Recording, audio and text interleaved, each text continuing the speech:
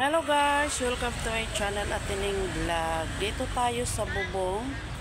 Umakyat na naman si Atining sa bubong guys. Mamitas ako ng kaso lang nilayo naman yun. Sili kasi nangahinog na yung sili, nangalaglag na. Siliin nilayo naman, di ko na maabot. At nangalaglag na yung hinog. Ngayon, paano natin kukunin yan? Daming bunga oh. Ay nako, bakit kaya inilayo to? Inilayo sa akin.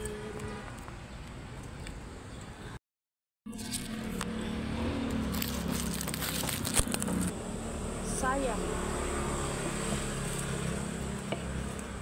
Ba?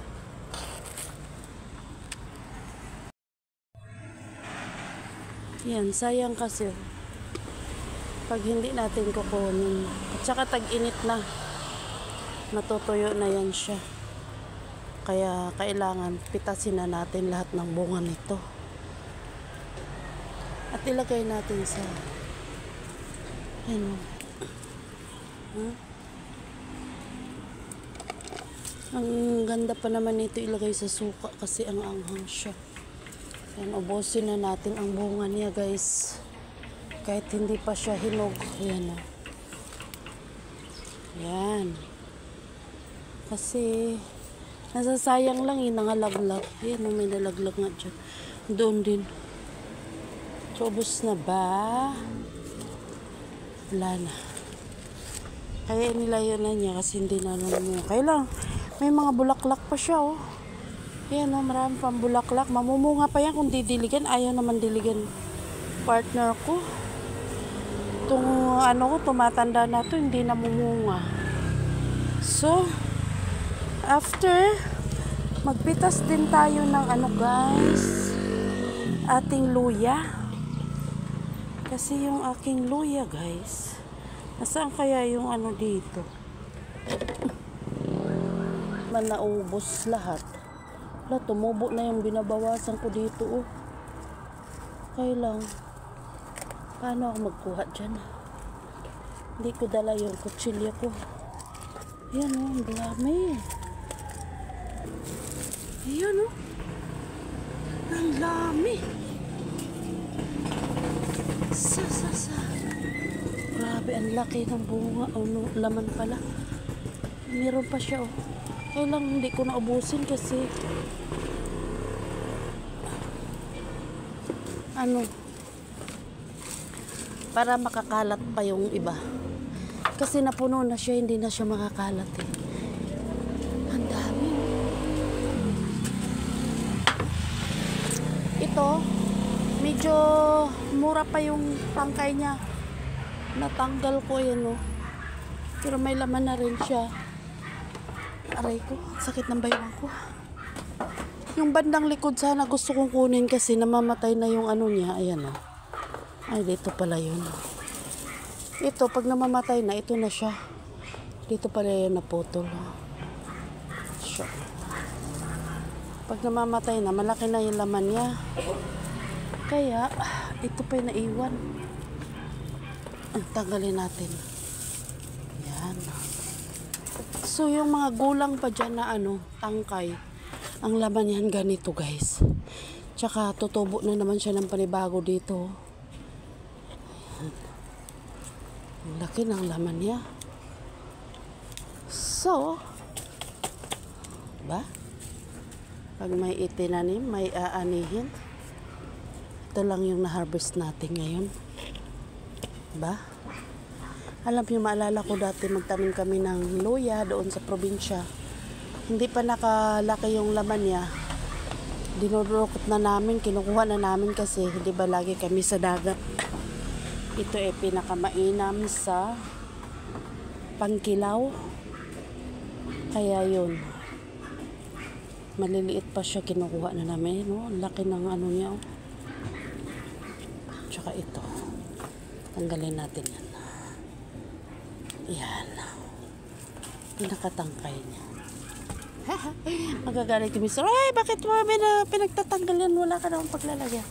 Yan ano ngayon. Kasi, Gusto ko maglagay ng luya pag nagluluto ako. Hindi ako makapaglagay ng luya kasi natamad ako umakyat dito. Kaya ang ginagawa ko ngayon, nakuha na ako para pagkailangan ko, ilagay ko lang to sa rep, guys. Hindi na ako akyat. Napakarami pa yan, babalikan ko. Ito ay pang-apat na harvest na namin to. 2 beses kasi nag-harvest yung mister ko.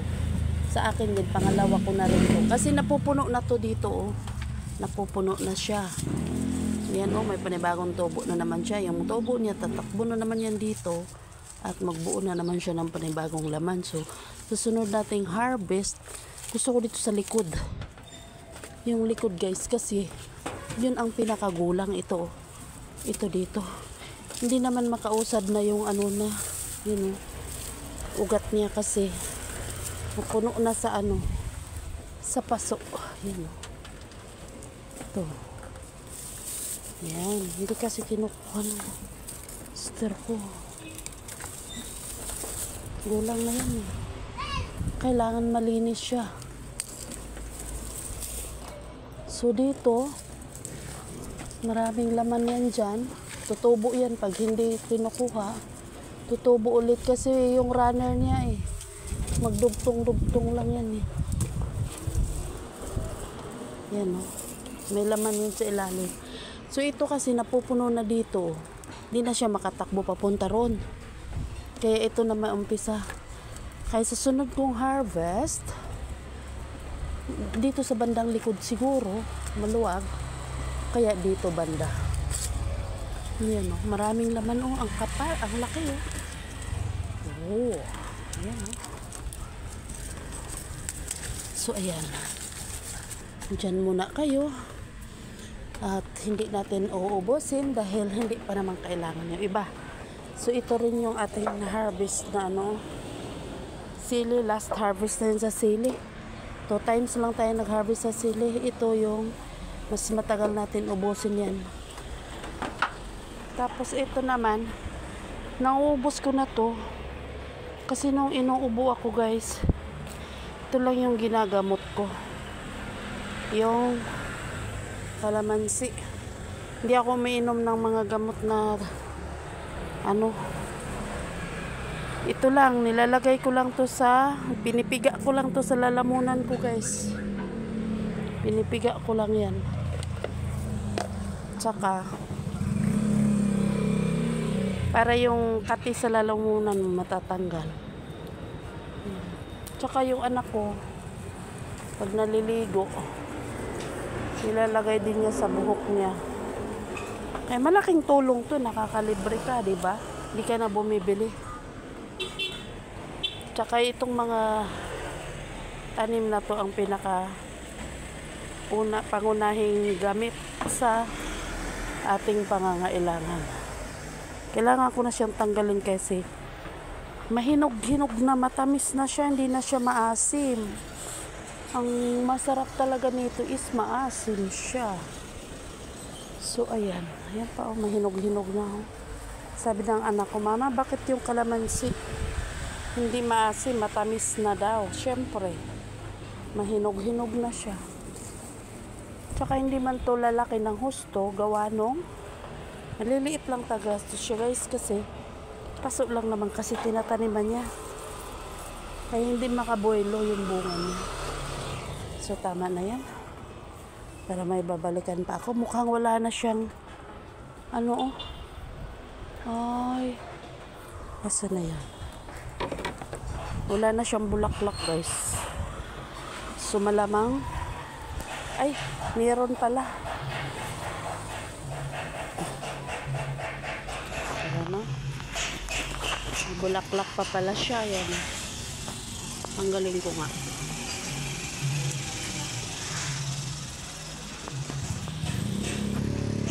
Tinatanggalan ko na. Kasi nagsiksika na siya. Iti-trim natin. May bulaklak pala. Sabi ko wala ng bulaklak, meron pala. Nagsiksika na siya. Hala, nasama ko. Tatay. Sayang. Liit pa. Yan may bulaklak pala. Ito ang dapat kong tanggalin eh. Kasi yan, papahinugin ko. Yan. Medyo malilim-lilim kasi ngayon. May maliit na bunga pa pala oh. Malilim-lilim kasi ngayon kaya umakyat ako dito. So mga nagdaang araw guys, sobrang init talaga. Kahit nandoon ka sa tindahan nakabo, sobrang init. Tanggalan, bawas-bawasan natin ng mga sanga kasi nagsiksika na siya. Oy.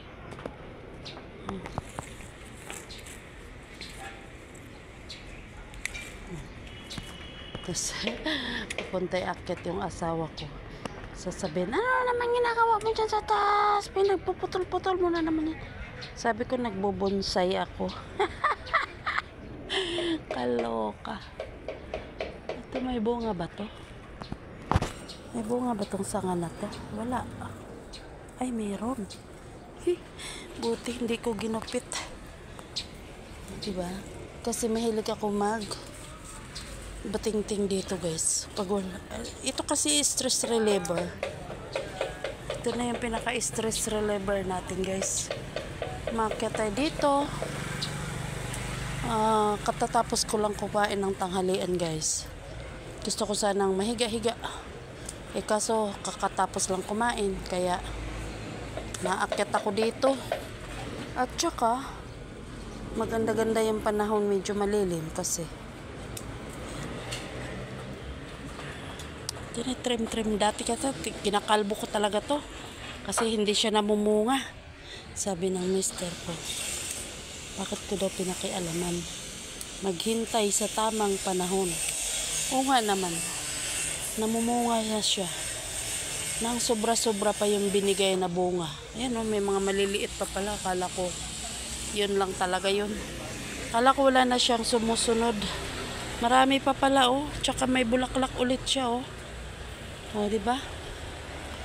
Kaya magbawas tayo ng sanga guys. Si Papa Bones nga ganyan ginagawa Ibawas ng sanga para makagalaw yung iba. Diba?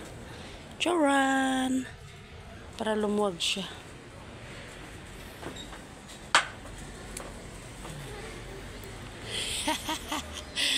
Mga stones. Ayan, umaraw na. Alis na ako. Ito lang yung aking nanga-harvest So, libre na tayo ng loya, sili at saka kalamansi. Sausawan. Okay. So, ilang gamitan ko to. Pag binibili ko to, 50 pesos na yata to. Kasi mahal ang loya ngayon. Ang mura ngayon ay kamatis. Ang loya, mahal pa. Mura pa to siya bagong ano pa lang. Kaya pagka hindi mo to ilagay sa rep, lumiliit yan. So yan lang po ang ating update dito sa ating garden sa bubong. Maraming salamat sa lahat ng nanonood. Magtulungan. Salamat. God bless to all. Bye bye.